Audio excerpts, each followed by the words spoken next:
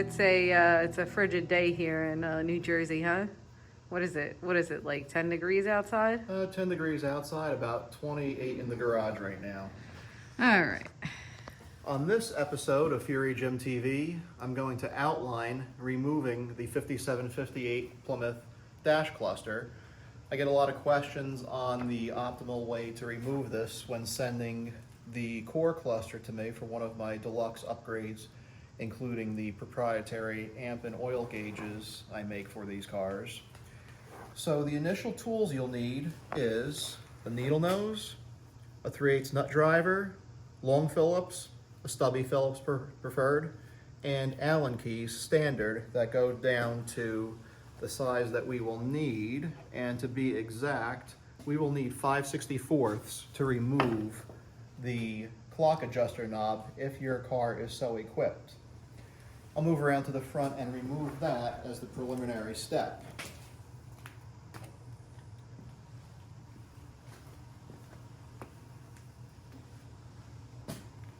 There's a set screw that goes unnoticed at times.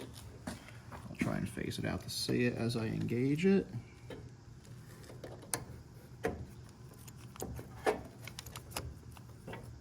An individual Allen key is sometimes more convenient than a multi. And then just hold the shaft with the needle nose while you unscrew it. If you feel any restriction, it means you didn't back the set screw out far enough. The next step for the clock adjuster removal is to loosen this bezel. Now, to do that, you either need the specific tool to engage those two notches. Most people don't have that. So what I like to do is simply reach around the back of the cluster. Oh, you have to reach around it, huh? Yep, give it a reach around.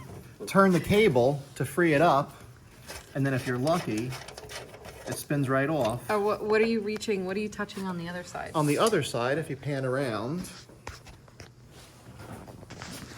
the cable goes through the back of the dash. And the hole is usually drilled in a similar position, though that was done by a human on the assembly line, so it's not always exact.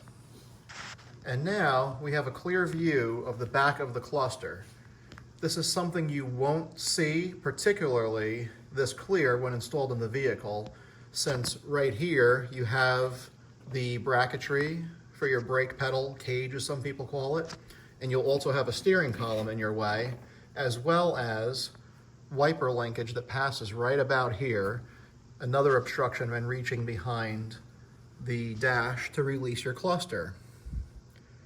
Now, my preferred method, especially in a car, is to remove the entire housing with the cluster still installed. And that is the next step we will outline.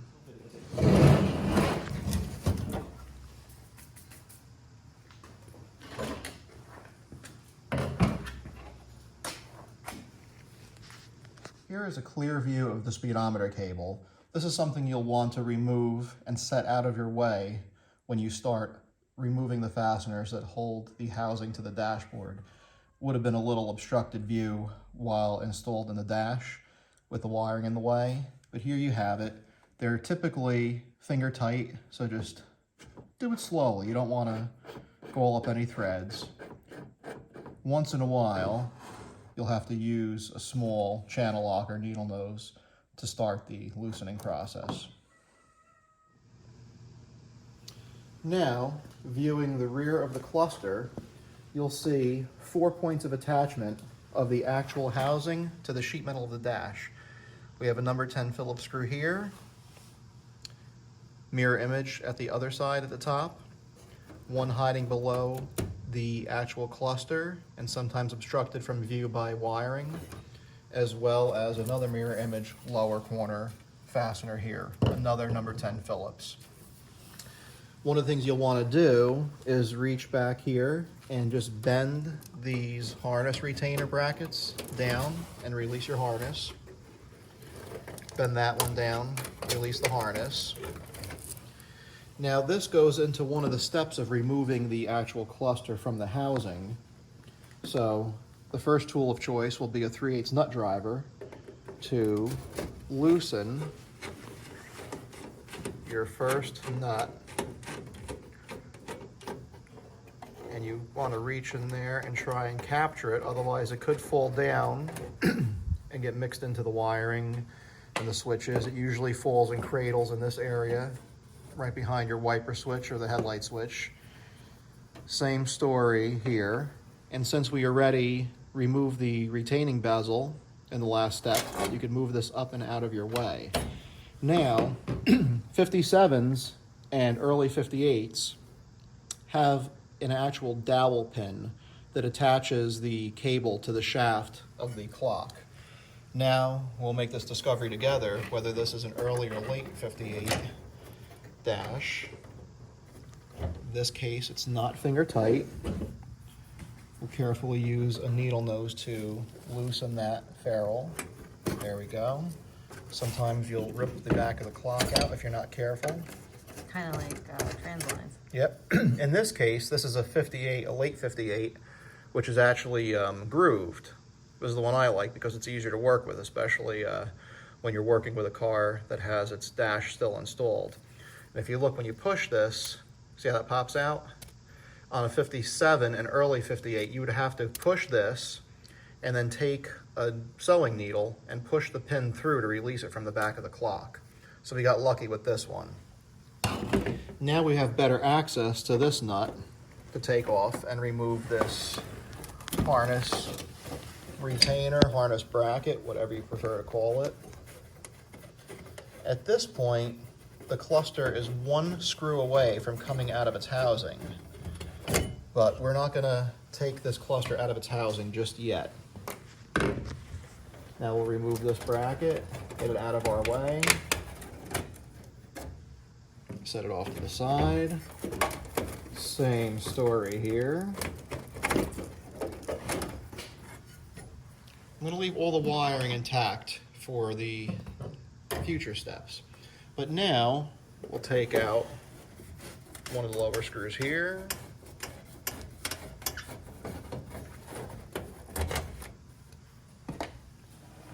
Other lower screw.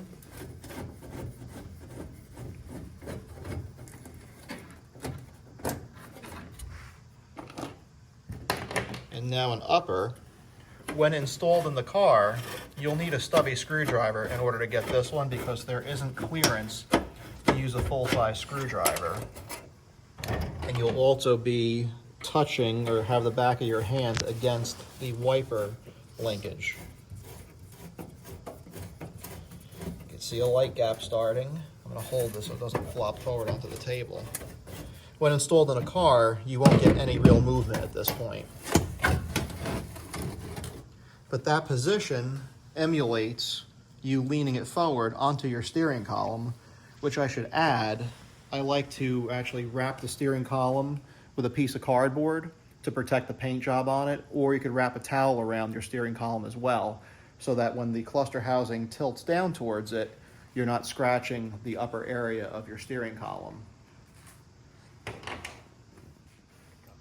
With the dash in the installed position, I'm going to now tilt the entire housing with cluster installed forward towards me, and I have a block of wood simulating the amount of clearance you would have as if there was a steering column installed.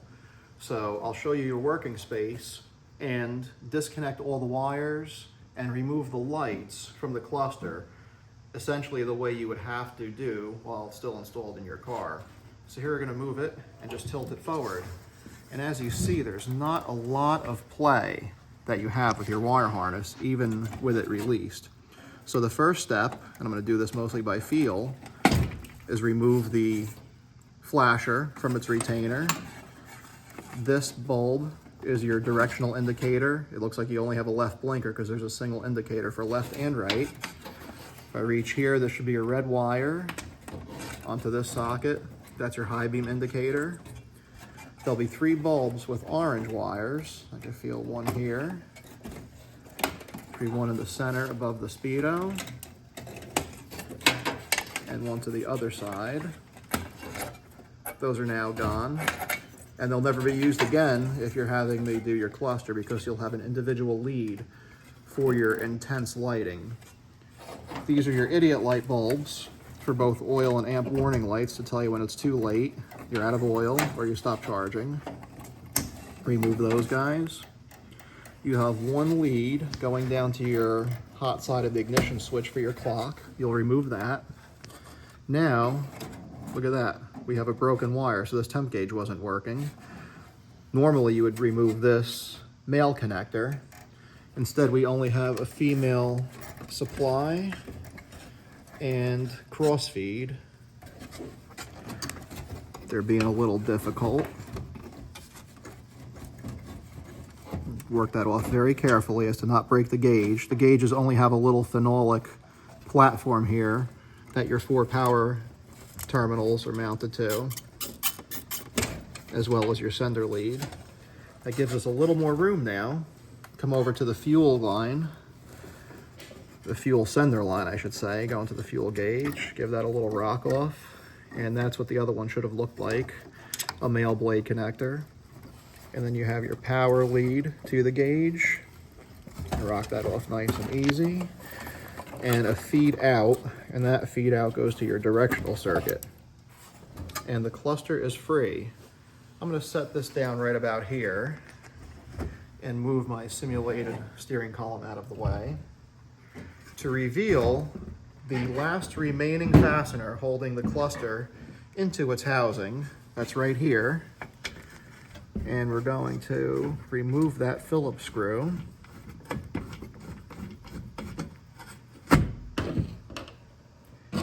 And simply lift off the housing. And now you have a free cluster. A1257 is the date there. And there you have a 1958, in this case, Belvedere cluster, ready to send to me to have one of the finest clusters in the world. Here we have the 1957 and 1958 style Plymouth dashboard. These positions are very similar on all other 57 to 59 models. So we'll start with the 2 largest fasteners. At each side, we have these brackets, which have 3/8 bolts going into the side of the cowl. That uses a 9/16 socket or wrench. Of course, we have the steering column, which has a lower bracket that encapsulates the steering column itself. Then you have the saddle bracket that engages the brake pedal assembly, or the brake cage. There's one more position on the bottom. You have a bolt here that holds this bracket, which then extends and makes contact to the base of the bracket that holds the wiper motor in place.